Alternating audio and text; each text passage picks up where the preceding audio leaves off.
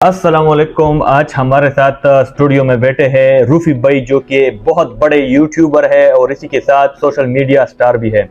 हम इनसे ट्रेडिंग के हवाले से पूछेंगे, क्योंकि 2 मंथ पहले इन्होंने यहाँ से कोर्स कंटेंट कंप्लीट किया है। यानी 2 मंथ पहले ये यहाँ पर आए थे और इन्होंने कोर्स स्टार्ट किया, तो आज इन्होंने कोर्स कंप्लीट किया है। अब हम इनसे ये जानेंगे कि क्या रूफी भाई आप प्रॉफिटेबल ट्रेडर थे, पहले ट्रेडिंग के बारे में आपको क्या मालूम था? फर्स्ट ऑफ ऑल तो ट्रेडिंग मैंने एज़ यूजुअल यूट्यूब वीडियोस वगैरह आती है सामने, तो मैं वीडियोस वगैरह देख रहा था और ट्रेडिंग मैंने खुद से स्टार्ट की। कुछ नहीं साफ सी बात नहीं दे पाता और तुक्कों से करता था, कभी प्रॉफिट कभी लॉस, क्योंकि हमें इतना नहीं पता कि इसमें एनालिसिस क्या होता है, फंडामेंटल चीज़ें होती है, ईएमए वगैरह, सपोर्ट रेजिस्टेंस। हम तो बस कैंडल को देख के बाय करते और सेल करते हैं। बट एट द एंड मैंने सोचा कि जब एक चीज़ में मैं देख रहा हूँ कि इसमें पोटेंशियल है, कि इसमें अर्न कर सकता हूँ, तो क्यों ना इसको प्रॉपर तरीके से सीख लूँ। तो फिर मैं डिवाइजर्स एकेडमी में आ गया। जी। फिर आपसे मैं ये पूछता हूँ कि क्या डिवाइजर में आपने जो सीखा है यहाँ पर क्रिप्टो ट्रेडिंग या फॉरेक्स ट्रेडिंग, वो आज पहले के साथ अगर आप अपने आप को कंपेयर करते हो तो आपको क्या चेंजेस दिखाई देती है? इसलिए बताऊँ तो ज़मीन आसमान का फ़र्क है, क्योंकि स्टार्टिंग में जब आया था तो मैंने एज यूजुअल बताया कि जस्ट कैंडल्स को देख के ट्रेडिंग करनी होती थी और हमें नहीं पता होता था कि मुझे तो ये भी नहीं पता होता था कि अगर एक करेंसी ऊपर जा रही है क्यों जा रही है और कहाँ तक ऊपर जाएगी, अगर नीचे आ रही है तो कहाँ तक नीचे आएगी। ये बेसिक चीज़ें होती जो कि नहीं थी पता। यानी कि पहले आप डायरेक्ट बाय करते थे, बस करेंसी नीचे आ जाती थी, बाय करते ऊपर आ जाती थी, सेल। तो फिर ये भी बताओ कि इस तरह आपने करके कितना लॉस किया है? मैंने अपने ओवरऑल मैंने पर्सनली $300 किया। उसके बाद मैंने ऐसे तुक्कों से करके अर्न किए, वो भी लॉस किए। तो मतलब ओवरऑल 500 प्लस तो मैंने। $500 लॉस है। बहुत सारे लोग यहाँ पर पूछते हैं कि $500 तो छोटा लॉस है, लेकिन मैं आपको ये बताता चलूँ कि जब आप $500 लॉस करते हो और आपके पास बैकअप में सिर्फ $600 या $1000 बड़े होते हैं, यानी कि आपने अपना 80% फंड को लॉस किया है, तो ये बहुत बड़ा लॉस हो जाता है।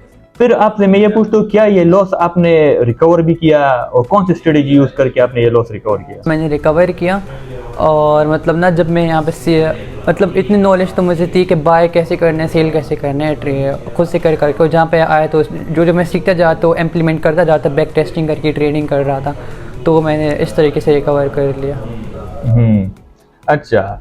बहुत सारे यूजर पूछते हैं कि क्रिप्टो करेंसी ट्रेडिंग या फॉरेक्स ट्रेडिंग, इसमें फ़र्क क्या होता है, ये क्या होता है? आप क्या रिकमेंडेशन दोगे? क्रिप्टो जो ट्रेडिंग है वो एक डिजिटल करेंसी है और फॉरेक्स तो कंट्री टू कंट्री जब आप उनकी करेंसी में ट्रेडिंग करते तो उसको फॉरेक्स ट्रेडिंग बोलते हैं, और यही फ़र्क है। और मुझसे अगर कोई पूछे कि हम कौन से ट्रेडिंग करें, क्रिप्टो करें फॉरेक्स करें, तो मैं उनको ये बोलना चाहूँगा कि आप जिस करेंसी में प्रॉफिटेबल हो, जिसमें आपको आप सही आपको समझ आता है और आपको ये हो कि हाँ ये बेस्ट है मेरे लिए, तो वही प्रॉफिटेबल है, वरना दोनों परफेक्ट हैं। यानी आपका मतलब ये है कि दोनों में लोग प्रॉफिट बना रहे हैं, आप पर डिपेंड करते हैं कि आप किस में बना सकते हो। ठीक है। और दोनों में लोग लॉस भी कर रहे हैं, लेकिन उसी वजह सिर्फ एक हुई वजह है लॉस कर रहे हैं, क्योंकि उनके पास लैक ऑफ नॉलेज होता है। जो सीखना होता है एक्चुअल मार्केट में वो सही नहीं सीखते, या जो स्ट्रेटेजी होती है उस पर वो काम नहीं करते। हाँ, चलो ये तो हो गया। आप मुझे ये बताओ कि ट्रेडिंग में दुनिया का सबसे बड़ा मार्केट कौन सा है ट्रेडिंग में, क्रिप्टो करेंसी या फॉरेक्स ट्रेडिंग में, जहां पर लोग कहें कि ये मार्केट 100% सेफ है? फॉरेक्स। क्योंकि फॉरेक्स मार्केट का डेली अभी मैं सुन रहा था कि $7 ट्रिलियन का बाइंग और सेलिंग अपॉर्चुनिटीज चल रही है। बाकी क्रिप्टो मार्केट भी एक छोटा सा मार्केट है, लेकिन इसमें भी बंदा प्रॉफिट बनाते हैं। छोटा सा आप लगेगा कि 10-20 रुपए का मार्केट, ये 10-20 का नहीं है, ये तकरीबन $2 ट्रिलियन का मार्केट है। तो फॉरेक्स का जो डेली वॉल्यूम होता है, यानी डेली बाइंग और सेलिंग होती है, ये हमारे पास 7 ट्रिलियन तक होती है। तो फॉरेक्स तो बहुत बड़ा है, लेकिन उसके मुकाबले में क्रिप्टो भी आजकल दुनिया में 2nd नंबर पर आ रहा है कि बहुत बड़ा मार्केट है। चलो मैं आपको ये पूछता हूँ कि क्रिप्टो में अगर न्यू बंदा आता है तो वो स्टार्ट में क्या चांसेस है कि कितना प्रॉफिट कर सकता है अगर उसके पास $100 इन्वेस्टमेंट हो? क्रिप्टो में अगर न्यू बंदा आता है, अगर वो आते साथ ही फ्यूचर ट्रेडिंग में जाते तो मुझे नहीं लगता वो अर्न कर पाएगा कुछ, क्योंकि फ्यूचर ट्रेडिंग बहुत रिस्की होती है और बहुत उसकी सबसे मेन चीज़ रिस्क मैनेजमेंट होती है। तो अगर एक बंदा न्यूली आता है, बिल्कुल न्यू भी होता है और उसको पता ही नहीं है, और वो फ्यूचर ट्रेडिंग में जाता है, तो आई डोंट थिंक सो कि वो उससे कुछ अर्न कर पाए, वही $100 लॉस करेगा। ऑन द अदर हैंड अगर वो स्पॉट ट्रेडिंग करता है तो 50 चांसेस है कि हाँ वो प्रॉफिट करे, क्योंकि स्पॉट ट्रेडिंग ऐसी है कि बस प्लॉट की तरह बाय करो, ऊपर जाएगा प्रॉफिट, नीचे जाएगा लॉस नहीं होगा, क्योंकि एक ना एक दिन उसने अपनी जगह पे वापस आना ही है। तो ये तो ये नहीं, जो फ्यूचर ट्रेडर होते हैं फ्यूचर में बहुत सारे रिस्क मैनेजमेंट के साथ आपको मेंटली भी तैयार होना पड़ता है। बाकी स्पॉट ट्रेडिंग का मतलब ये है कि ये बिल्कुल सेफ ट्रेडिंग है, रिलैक्स ट्रेडिंग है, बिल्कुल आप इसमें अच्छा खासा प्रॉफिट बना सकते हो, लेकिन लिटिल बिट अगर आप थोड़ा सा सीख लो। लेकिन आप क्या रिकमेंडेशन दोगे कि एक बंदा न्यू आ जाए स्पॉट ट्रेडिंग में, कब फ्यूचर ट्रेडिंग उसे स्टार्ट करनी चाहिए? अगर एक बंदा न्यू आया क्रिप्टो में स्पॉट ट्रेडिंग कर रहा है तो मेरी उसकी रिकमेंडेशन यही होगी कि आप पहले ख़ुद को स्पॉट में प्रॉफिटेबल बनाओ। मतलब आप तकरीबन 6 महीने 8 महीने या 1 साल पहले स्पॉट करो। लाइक अब मुझे खुद इतना टाइम नहीं हुआ ट्रेडिंग में, 5 मंथ्स मेरे होने वाले हैं। मैं खुद अभी फ्यूचर में ही जा रहा हूँ क्योंकि मेरे खुद को परफेक्ट बनाना है स्पॉट में, प्रॉफिटेबल लूँगा। तो फ्यूचर के फर्स्ट ऑफ ऑल फ्यूचर के लिए मेरा कोई इरादा नहीं है टू बी ऑनेस्ट। मुझे स्पॉट ही प्रॉफिटेबल है। वही अभी मैंने जब बात की कि जिस चीज़ में आप परफेक्ट हो, आपको मतलब ना आपके एनालिसिस सही हो, आप वही करो। मुझे पता है कि स्पॉट मेरे लिए सही है तो मैं स्पॉट ही करता रहूँगा इंशाल्लाह।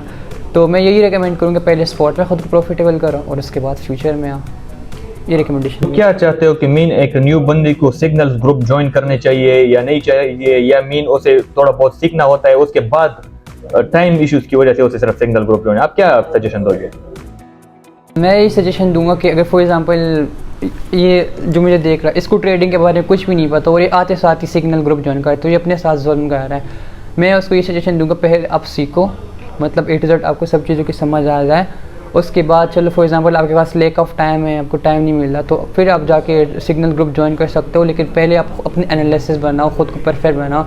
अगर आप परफेक्ट हो भी बट स्टिल आपके पास टाइम नहीं मिल रहा कि एनालिसिस करो, अपनी ट्रेड बनाओ, तो सिग्नल ग्रुप बेशक ज्वाइन करो। और वो भी फिर ऐसा कि ऐसे बंदे जिसके साथ 8 साल का एक्सपीरियंस हो, अपने लिए एक आइडल ढूंढो कि जो आपको पता हो कि यार अगर मैं इसके सिग्नल पे वर्क करूँगा तो मुझे प्रॉफिट ही होगा। तो वो भी फिर आप पे डिपेंड करेगा, अपने लिए एक परफेक्ट बंदा चूज़ करो।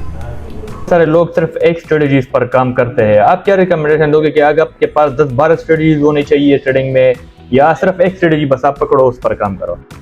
I think in most cases आपको एक ही स्ट्रेटजी यूज़ करनी चाहिए, बट ये नहीं आपको सीखनी सारी चाहिए क्योंकि मार्केट है, मार्केट में डिफरेंट सिचुएशन होती है, डिफरेंट कंडीशन होते हैं, तो वहाँ पर आपको डिफरेंट स्ट्रेटजीज फिर काम आती है। तो अगर आपने सिर्फ एक ही स्ट्रेटजी पे खुद को परफेक्ट किया हो और यहाँ पे मार्केट आपके बिल्कुल उलट जा रही हो, तो यहाँ पर अगर आपके पास दूसरी स्ट्रेटजी हो तो आप यहाँ पे प्रॉफिट कर पाओगे। अगर नहीं तो फिर आप बस वेट करोगे कब मार्केट सही होगी, आपके मुताबिक चलेगी, और मार्केट आपके मुताबिक कभी भी नहीं चलती।